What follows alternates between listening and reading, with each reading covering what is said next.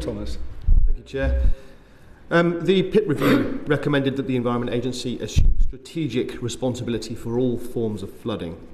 If you'll consider for me the Environment Agency's place within the Department for Environment, Food and Rural Affairs, and the questions as to the precedence DEFRA is given in the face of government projects. With that in mind, do you still believe the Environment Agency is best placed to lead that role? I think we've got a very good track record of delivering against that strategic overview. If you think about the progress we've made even in the last 5 years, integrating climate forecasting, sounding the alarm about the infrastructure relationship, thinking about adaptation rather than just hard engineered defences, natural flood management, updating our forecasting, introducing summer forecasting with the Met Office. I think we've done a very good job of getting that whole agenda moved forward. In terms of the wider government, the truth about the EA is we talk to not only our colleagues in DEFRA but other government departments just as much. We are deeply involved with the Department of Energy Security and Net Zero and the Department of Transport in our work. We have a lot of joint work with Homes England and MHCLG on things like new towns and the Oxford to Cambridge Arc, and in fact increasingly with devolved administrations on things like the redevelopment of Teesport and strategic sites in Greater Manchester. So we are out there because we're a national body and we work in local areas up and down England, and that gives us a unique perspective on the range of issues we're facing. Also, we do, through our permitting system and through our role as statutory consultees, have a degree of hard influence in decision making. We use that sparingly and to try and come up with solutions rather than block things, but I think we've used that to good effect in certain areas, and so I feel pretty confident about our ability to discharge those duties. The one area where I think we all need to stop and reflect is summer flooding and surface water flooding. You all know that the lead flood authorities, that are the lead local flood authorities, predominantly the local government authorities, and in some areas they are struggling for resources. Mm-hmm. They have the levers rather than the EA because they are the Roads and Highways Authority, and they're also responsible for green spaces, parks and local planning. But making sense of hydrology and making good decisions every day on that, I think, is difficult. And once you become alive to these risks, and I very much am, every time I go around the country, I'm sort of looking at road junctions and parks and thinking, this is not engineered properly, we could do better than this. So I feel there's something there. We've done some work in increasing our training offer for local government. We've run some seminars, we have a new website on surface water flooding, we're providing technical support to some authorities, but that would be an area I think we do need to redouble our efforts in the next period.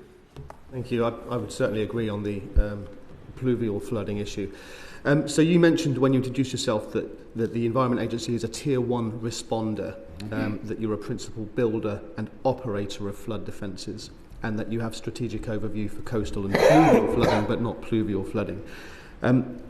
A lot of this sounds much more like an operational level headquarters agency rather than a strategic level agency. What changes do you think are needed would be helpful for you to have that strategic level influence? You mentioned talking to other agencies, but you're not above those agencies. You're subordinate, if anything. Well, okay. I think the first thing to say is that in hydrology, the technical facts matter.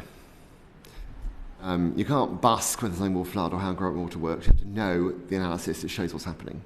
So for anyone making policy in the world of floods, whether that's in DEFRA or elsewhere, they need to listen and have had technical advice and modelling. Mm. And the people who have the expertise to do that modelling are predominantly in the Environment Agency and a bit in the Met Office. Between us, we provide that service for the country. It is computationally difficult and requires a significant level of analysis to make that credible.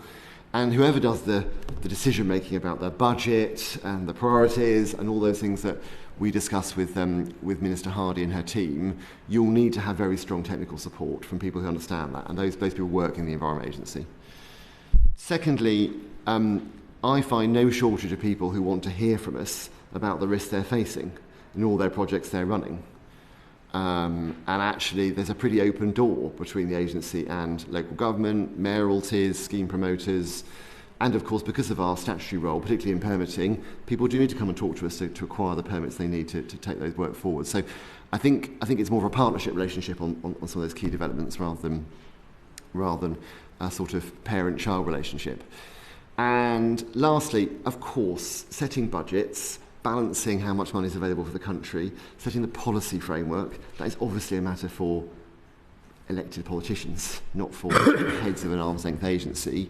But we work very closely with our colleagues in DEFRA on those issues.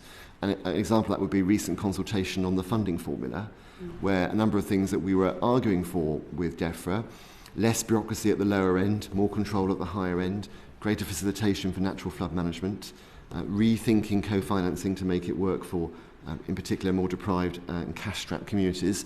I think we were listened to on those points, and we're very happy with that, where that document ended up. So I don't particularly feel we have a loss of influence on these issues, and I think what we do need to do, though, is continue to argue our case from a position of technical knowledge, and that's what we're going to do.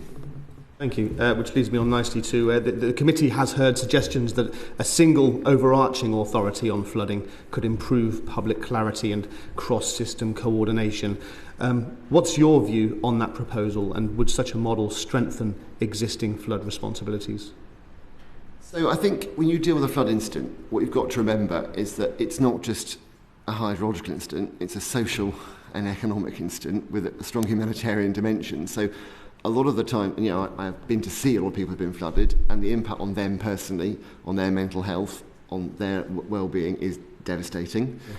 And recovery often requires very complex multi-agency responses involving social services, housing authorities, the police, and I'm struggling to see how an agency could combine what we do as technical and environmental management with that broader social side. So I'm a bit sceptical about that. I do think, though, and you've heard this in evidence here, there is a need for more focus on how we help people during an incident, after an incident, get the help they need more clearly. No doubt you'll come on to the phone numbers and the contact points and the complexity of that. We do have a split system. And I think that's something which has come up in the Floods Task Force that Minister Hardy is chairing, and there could be room for more harmonisation around that. So could we simplify how you get help? Could we be clear on how we support people in those responses? Could we do more exercises with local government on some of those areas? Now, the Local Resilience Forum, we're members of them, we turn up at them all, have just received additional funding for this year to improve their work and strengthen their capability from MHCLG. I think that's very welcome. Some of them are superb at this because they live with main river flooding all the time and they understand it very well and they know the communities very well. Others, this is a slightly more unusual problem for them. They haven't traditionally worked with it. So I think there is a case for making sure that the Environment Agency and those LRFs are really on top of their planning and response and have a consistent level of response for flooding. We're thinking a lot. Clearly, we're going into summer flooding period now. We've seen the horrific events in Texas. We had serious events in Paris a few weeks ago. Thinking about how we communicate effectively on the climate risk and what people need to do in the event of severe summer flooding. What are the key messages? Who gives those messages? And how credible are they? That is something that needs real focus, something we're going to work on very closely with the Met Office and our colleagues in the Floods Task Force. Thank you. Thanks, Chair. Very much. Barry Garland.